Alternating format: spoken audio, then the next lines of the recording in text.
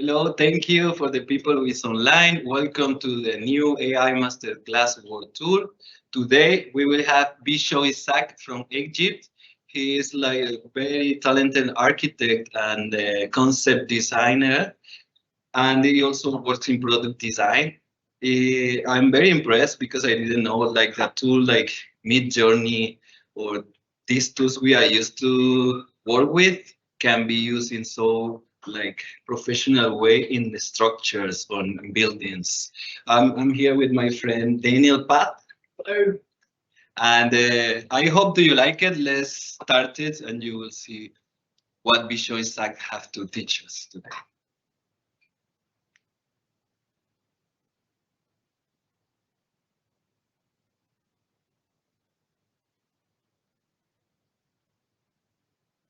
Can you please put the next slide?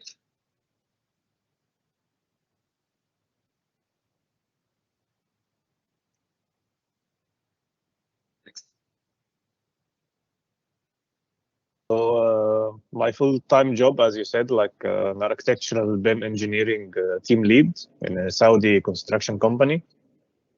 Where we basically like BIM stands for Building Information Modeling. So it's not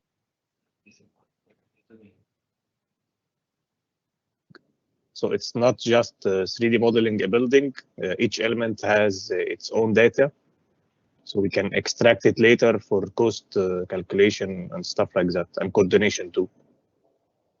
I also freelance as a product design and integration specialist for an Emirati company who specializes in making like marble and metal products for hardscapes like fountains and sculptures and so. So this is an example for my day job. It's basically architectural modeling. I do also some architecture visualization. And I recently got into digital sculpting. This I made with ZBrush and Substance Painter. I was trying to get into the game industry and leave architecture behind. I started all this as a sphere. I sculpted with ZBrush and then textured with Substance Painter and rendered in Unreal Engine. Some people use like ready meshes for a whole body, but I wanted to learn everything, so I just started from the sphere. Yeah. And this is what's good with Midjourney. You can like generate many references you can digitally sculpt from. Then I started like a while ago to try and integrate AI in the architecture workflow. Midjourney, as you know, isn't like very much following the reference images. So there is another application called LookX. It basically runs on Stable Diffusion and ControlNet. So that I will import an image like this one. This I modeled in a software called Rhino. It's better for organic modeling. And LookX like followed the lines perfectly. And I can generate endless options for materials. Like this was curtain walls. I can do like all wooden planks and stuff like that. And these are many examples. Like this is a 3D model. This is a render. And it all took like 10 seconds. I would have spent on this render on Unreal Engine like 2 days or so. So this is very much better for like giving many options to the client and reducing the production time significantly. And you can further edit the textures either on LookX itself by painting on it and changing the prompt, or better with Photoshop AI generative fill, because it smartly selects the object and you can tell it to change the material. It also takes like 2D sketches. This one I did a while ago, and it follows it perfectly. This sketch I did when I was still a student in architecture college. And as you see, it followed it perfectly. Even because I didn't continue the drawing right here, it didn't. It added the sky here. Also, abstract sketches can be used for urban planning and like a residential compound design. Just any abstract drawing. This also I did in college while being bored in a lecture. So the best thing with AI is that you look through your old stuff you made, and you can bring it to life way faster. All these are just like the concept process. It is followed by the technical process and engineering process, where you determine what specifications you have and what rules you must follow. So these buildings can be touching each other, so you'll make a joint between them. All these come in a later process of the workflow. AI is better for concepting and pre-concepting processes.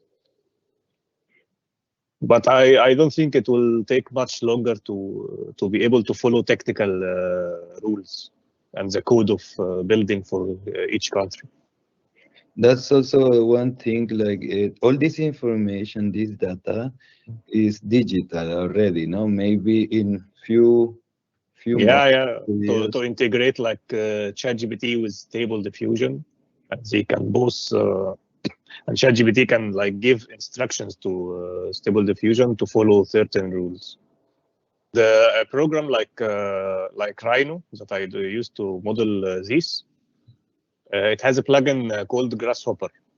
And Grasshopper it takes Python scripts, and ChatGPT is very good at writing Python scripts. So this can be a workflow that I'm looking into right now. Make ChatGPT generate certain designs based on the rules of building in a country. This were some samples from a supplier at our office, and he was late, so I played with them a bit, and then I rendered it with LookX too. Wow, I'm impressed because I didn't know about this tool, and it's very. I will show it to you later. It's really fun to use. Yeah, that was one question from my colleague. Which are the tools that you use? How do you do consistent image? Now you say it, and you can win them later. And the best thing in LookX is that it's specifically trained on architecture data. So it knows what a curtain wall is. It knows what mullions for curtain wall are, if they are only vertical or grid. It have some template prompts that you can mix together, all with architectural terms. Even famous architects to take their style, like Zaha Hadid or stuff. So it's really rigged towards architecture work. So as you know, Midjourney is way better in generating very creative ideas, but it doesn't follow reference like LookX or Stable Diffusion does. So the best workflow I like is to generate crazy ideas with Midjourney, then 3D model them in Rhino, very basic 3D model, and import it to LookX to make the final render. The normal workflow was to sit with the client. He will give you a brief, and then you will reply with 3 options in 1 week or 2 weeks. But now I can just sit with the client, prompt away on Midjourney until hundreds of options until he likes one. Then I follow the next step, I 3D model it, as I said, and make the final renders with LookX. So what takes 2 weeks and only 3 options takes just a day with 100 options. So basically, AI doesn't take my job. It just makes me way more efficient. Just like when 3D software came a while ago, people used to manually draw the building, which takes 100x more time. So people got afraid it will take my job. I won't be able to draw anything anymore. But what happened is they learned this 3D software, And they, instead of making one building in a month, they like make 10. So it just increases the efficiency of the whole process. It doesn't take anybody's job, except if he refuses to learn it. Yeah, that's his own fault now. These are all made by Midjourney. You can see you can like make it follow a certain style, but then you must like 3D model it yourself to make it way more consistent. But as you can see, it's like quite 80% or 70% consistent. Like these are the buildings, and this is the interior for the same building. These are some abstract designs, some you can build on later.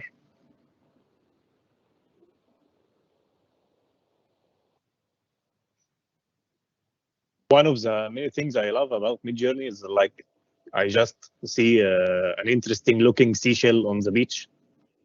So I am inspired by its shape. So I can just take a photo of it, import it to Midjourney, and describe what I want to see. So these are the results, as you see. All these are from a single seashell.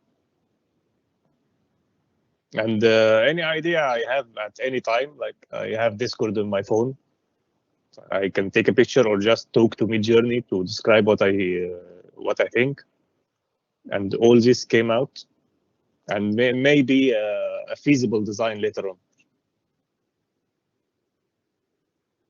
These are just like way better than I thought, than I imagined I would make with the 3D software. It will take like 3 to 4 days to make something like this. But like I can generate hundreds of variations from the same building in like a few minutes. So it amplifies the creative process. These were all inspired by honeycomb. I tried to make it like somewhat consistent, the exterior to the interior. And You can also play with materials like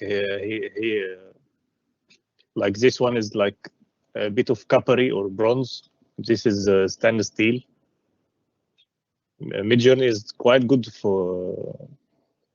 with using like famous materials, stainless steel, bronze, even some like very unknown material like travertine or stuff.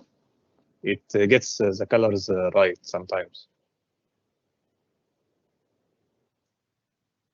As this was inspired by a piece of folded paper. I tried to describe it to Midjourney, and it came up with this. I also use Midjourney in my current job to like generate tiles arrangement. Like the thing is, you know you have like 3 colors of granite or basalt or whatever, and you can like arrange them as you want. You can do like just a boring grid or stuff like that. But stuff like that takes time and takes time for the client to approve them. But I just like made these renders. Sorry. So I just like made these tiles options with Midjourney. This is the prompt. Just say gray and beige marble tiles, simple pattern, and add the dash dash tile. Dash dash tile makes the texture tileable. That you put it beside each other, it will complete each other. So I can just import this texture to the 3D software, and it tiles perfectly. And like I just send the client like 10 renders, and he chooses the arrangement he likes. Before, how do you think about this? Before you way?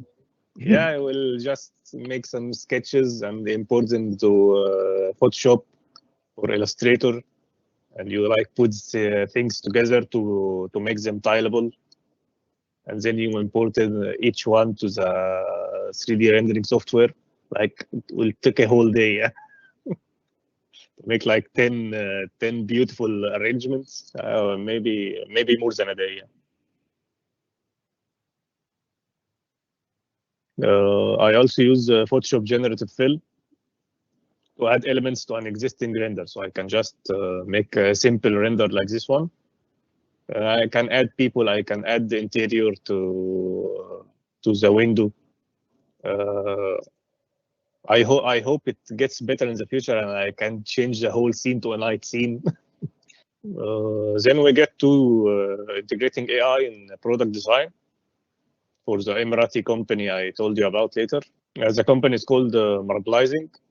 They are a leading provider of natural stone products in the Middle East, the Gulf region, Europe, and North America.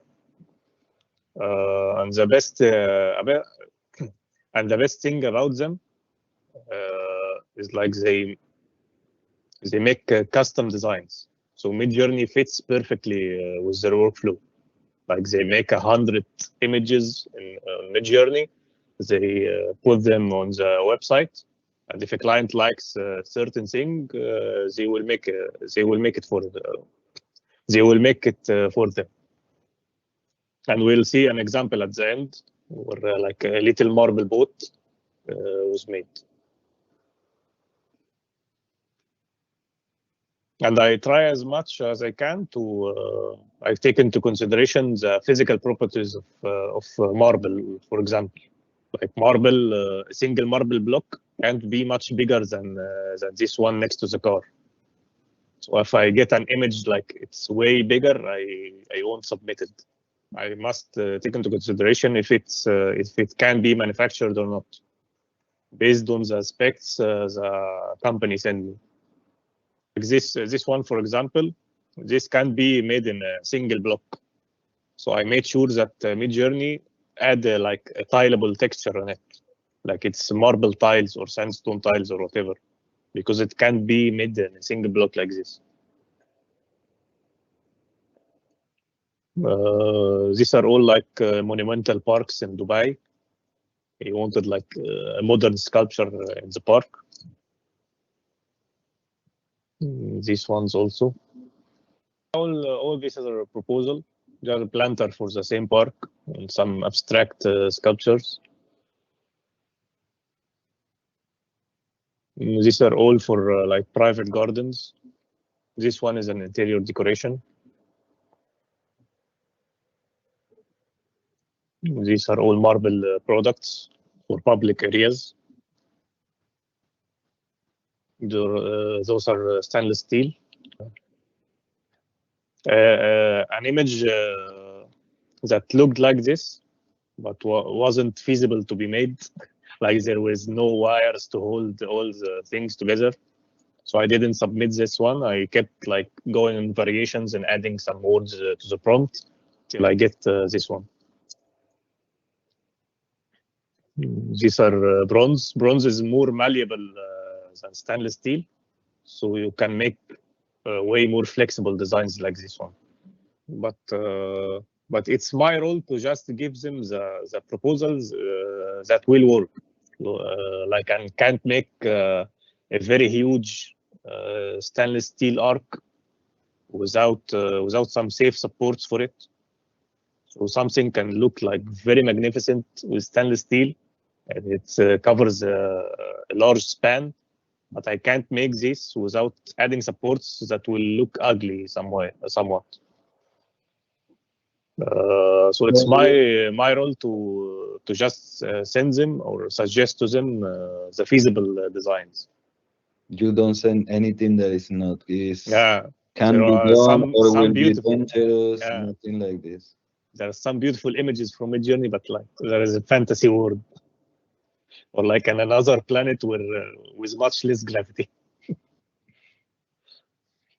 There is some stuff I made too for like corporate gifts, all done with marble.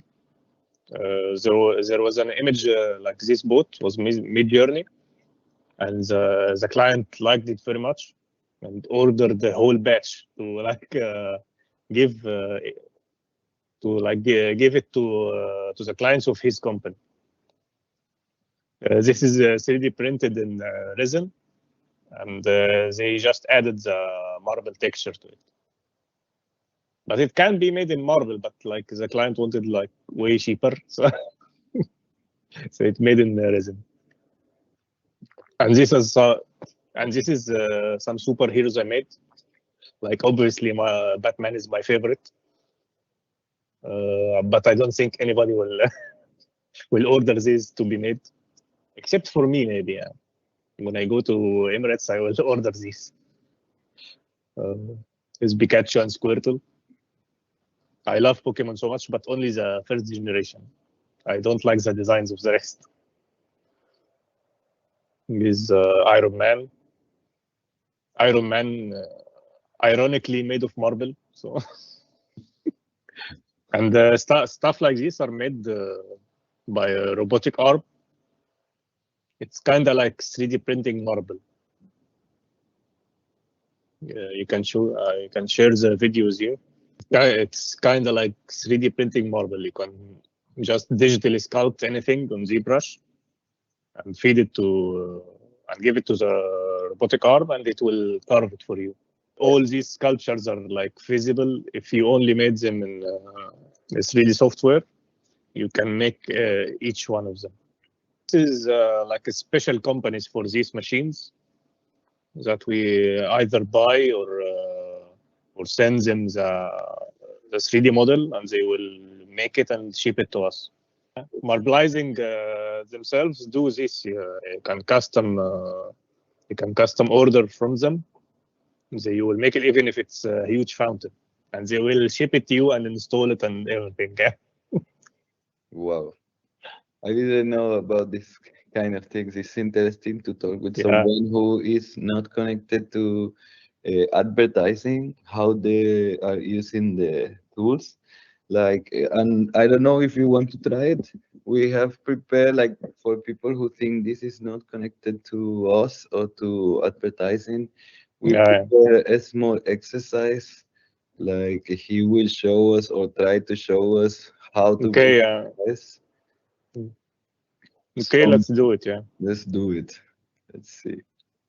So I copy pasted the brief you sent me into Discord to be like in front of me while I'm working. So it basically owns like an ecosphere. Okay. So we basically will make some sort of an art installation for an eco-friendly company. Okay, let's try this one. Best thing for Midjourney, it gives you more ideas than the briefing with way more variables.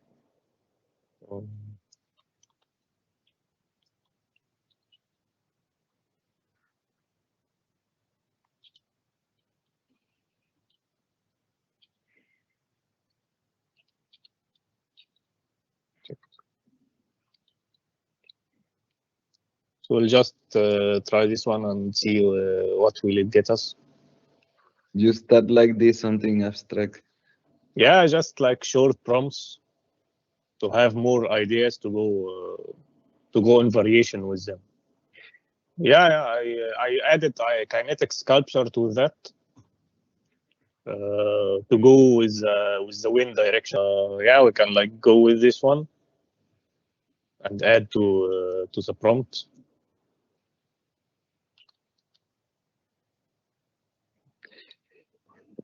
Work. Okay.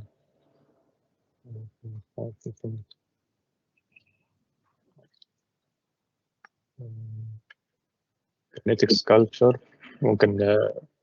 We can add like a rotating sculpture, but also.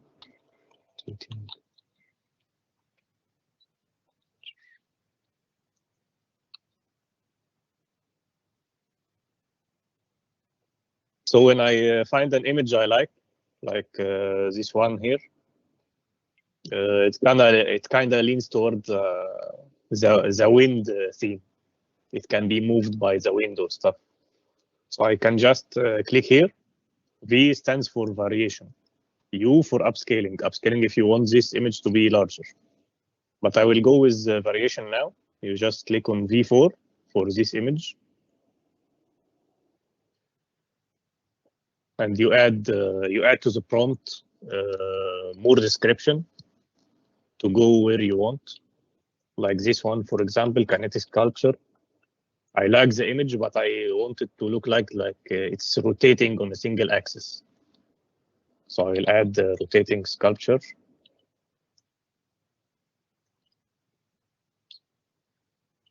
I want also more people around it.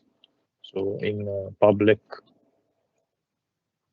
work, people who can buy.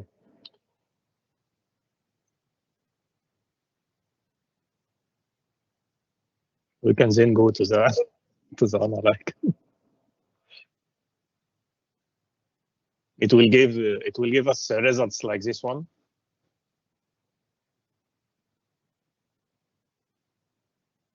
Results like this one. It will give us results like this one. This can be totally done. Not like this one. This will be very difficult to do with very thin supports. This can be done and be powered by the wind.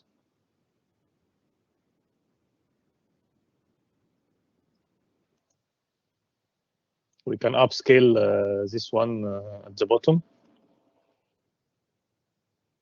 There is other options too here. Yeah, this is very good. Yeah. This can be totally done. I wanted to upscale this one to show you how to edit on Photoshop, to just simply add the missing support here. Just open in browser, save image.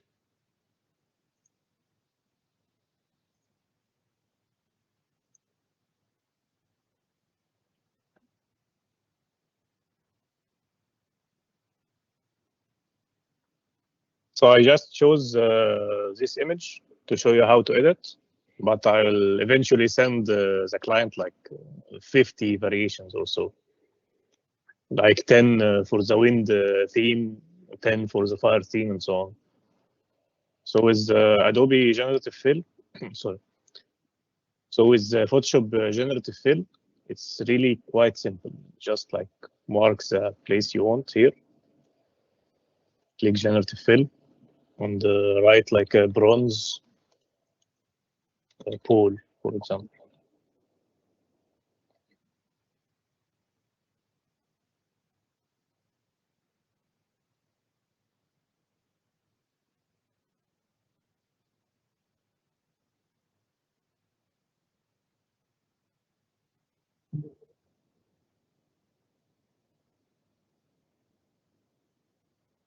It will give you many variation, but I think the first one is great. Yeah.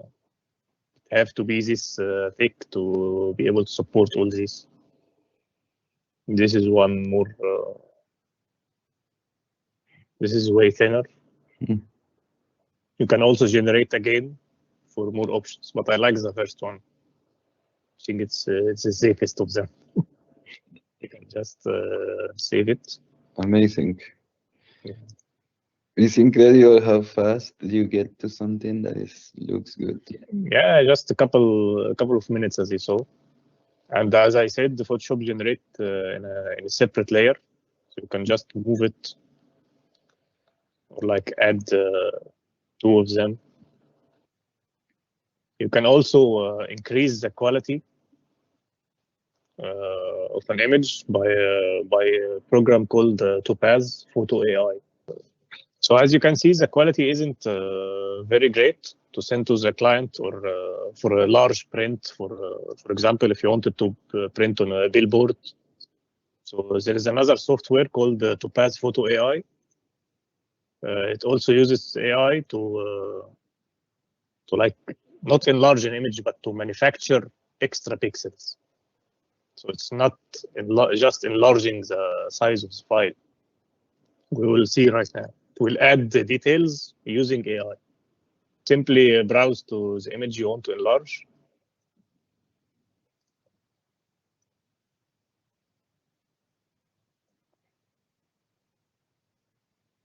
It will auto-detect the best settings. It have many options like remove noise and sharpen, but these are more for like photography. Like Midjourney already produces not very noisy images. There is many modes for enhancing resolution. I always tend to go with standard. Just click standard and choose what resolution you want. It's currently at 1K. You can do to 2K, 4K, or even 6K. And as you can see, the before and after,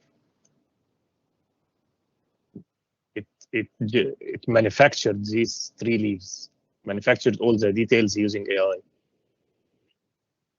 Now it can be like a very large print. So let's do another one. Let's take the fire theme. Solar powered sun, flow, solar data.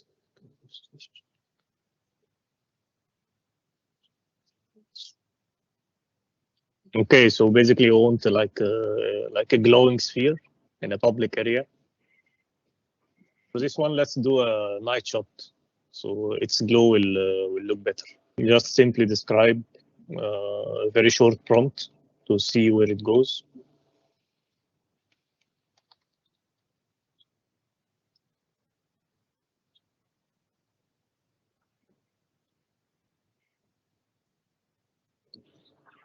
A glowing sphere sculpture in a public park,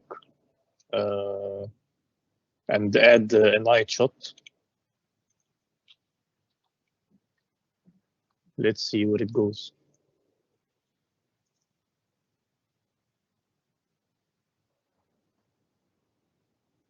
And the main element you want to use, like a glowing sphere, you should put it in the beginning of the sentence.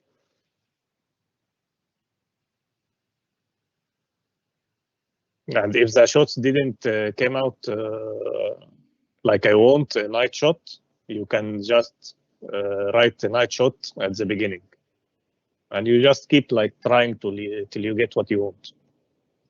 So it made a sphere, but it doesn't look like a sun. So we'll re-roll the prompt, but add a glowing sphere sculpture of a sun, for example.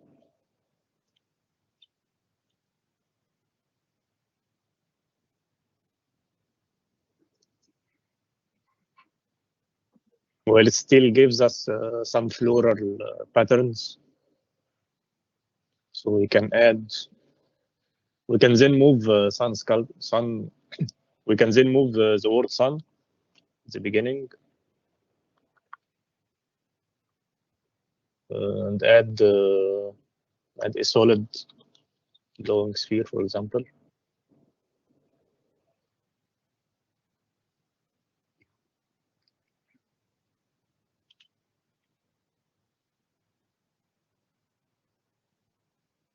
I also like to work with a square aspect ratio.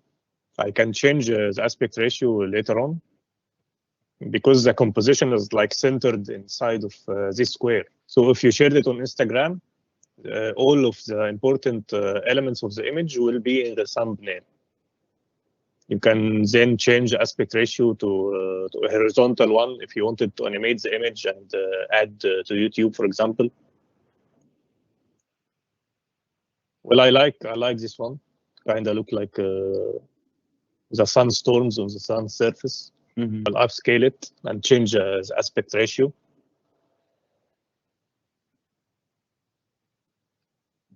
You can either zoom out, like zoom out to X. It will keep the same aspect ratio of the square.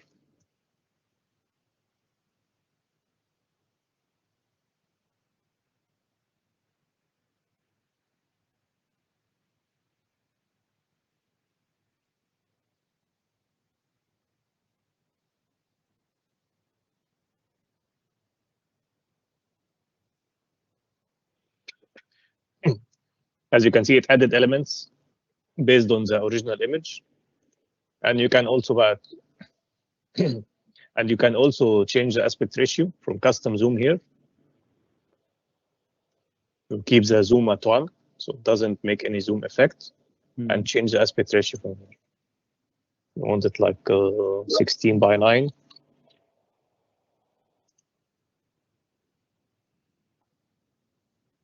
And let's make another one.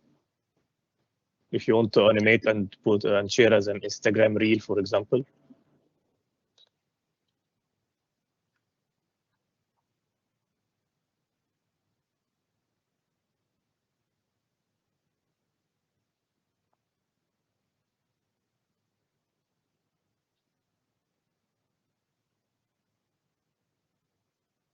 You can choose which one you like from here. Let's upscale the first one. I like the first one better because the glow shows on this surrounding trees better than this one. The trees kind of frame the object. All the rest are a bit mushy. You can't see any other elements than this one.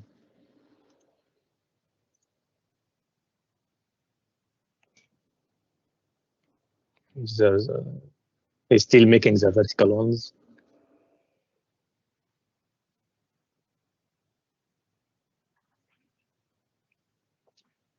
We can simply animate this image. We can simply animate these images with an application called Motion Leap. You can add like simple effects, like 3D motion to the image. It basically uses parallax animation, where it automatically slices up the image to multiple layers and moves them against each other to make it look like 3D. We can also add some sky effects for the clouds to be animated. And there you go, you have ready to be shared reel on Instagram using just Midjourney and Motion Leap. No 3D animation needed or anything like that. Okay.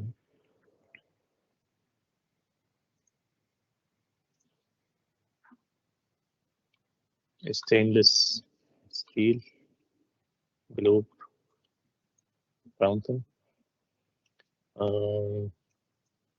Splashing water. Public work.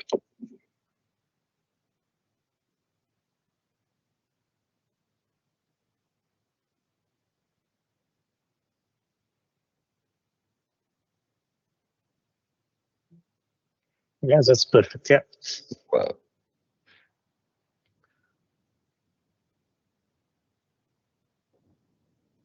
But I don't want splashing water, like maybe flowing water will be better.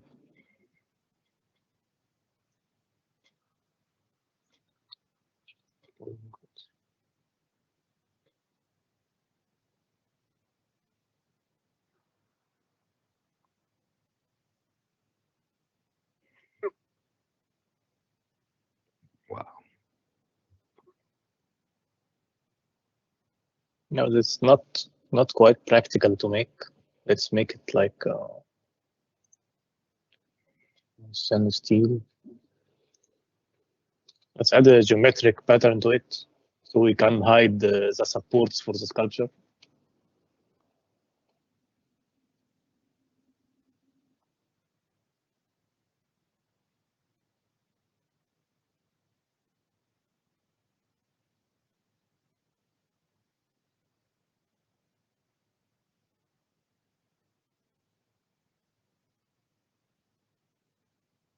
I like this one. This can be totally made. The supports can be easily hidden, like make a mesh. Okay, let's make this one.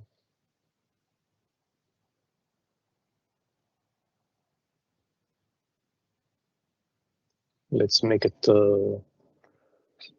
vertical.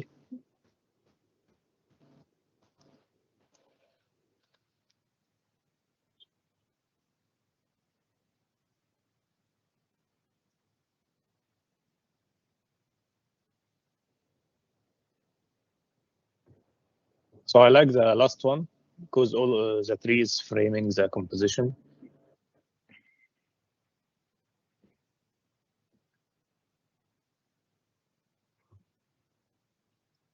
I can also animate this one. Yeah.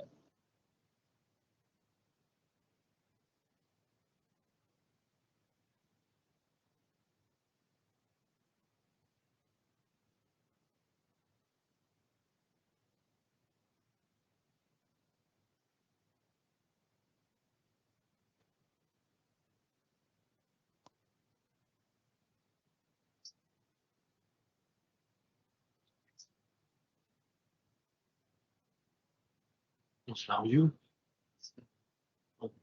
Now you speak.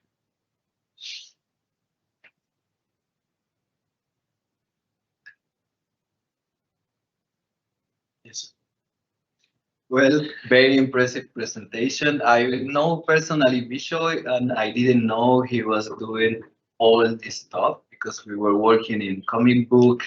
But what do you think, Daniel, after watching this? What are your feelings? So I just recently heard. Oh, well, I truly think it's really fascinating how Bishoy implemented the AI tools into his architectural and product design process.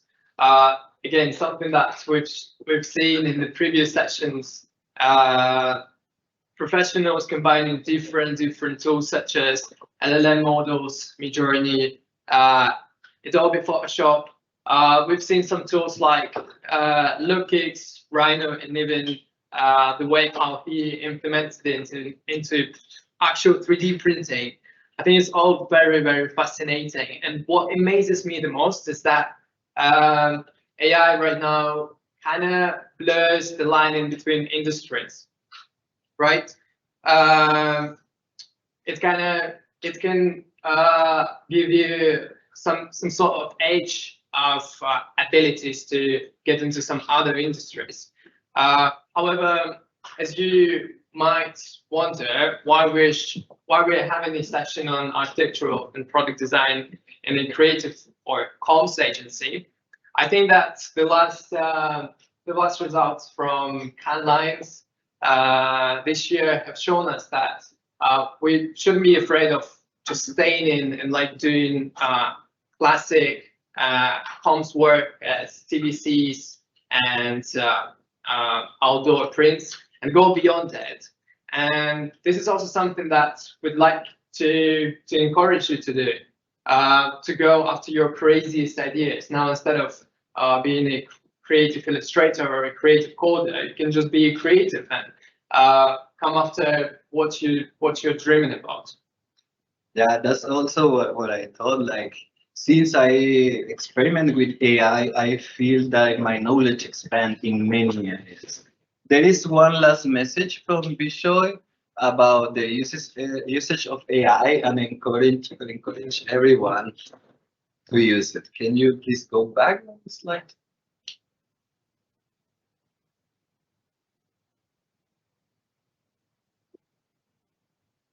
Pavel.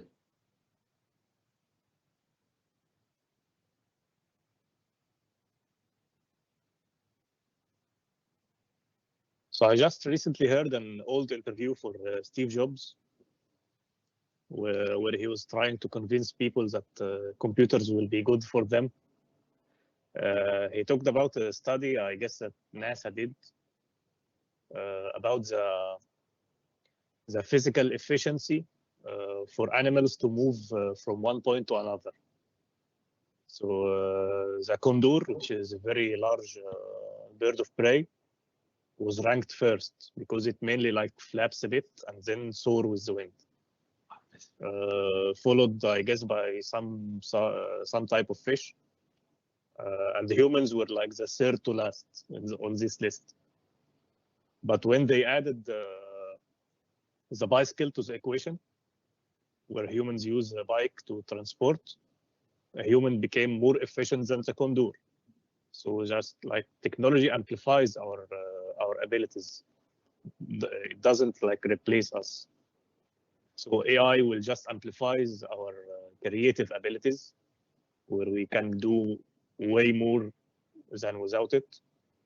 So we'll be and it will replace like boring and repetitive process, just like the computer did, where people just have like Instead of writing an Excel sheet, you will have to manually write all the numbers and calculate them.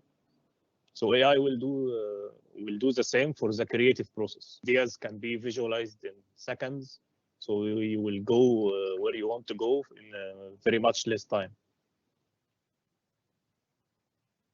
Well, this is also what we think here. Like, if you don't use AI, your potentially will be like less than a half, because with this tool you really can powerful your mind and your work. So if somebody have a question here in the audience, if not, if you have a question online, please write it in the chat. In the chat, I talk every day with Bishoy. I can ask him, and then I will send it back to you guys. Thank you very much for being in the master class, and see you in the next one.